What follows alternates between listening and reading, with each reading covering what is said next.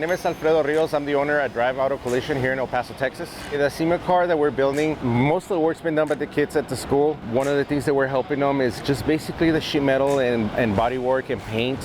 One of the things that we're doing right now, we're just prepping the car as the first stage. We cleared everything on the vehicle as the first stage of paint. We're just trying to go every detail. Going to SEMA, we gotta see everything, and the best way to see it with such a short term is we gotta refinish the car and correct any imperfections. We fabricated a lot of components. We also replaced quarter panels, door panels, fenders, to the extent that the sheet metal on the car, about 90% has been redone.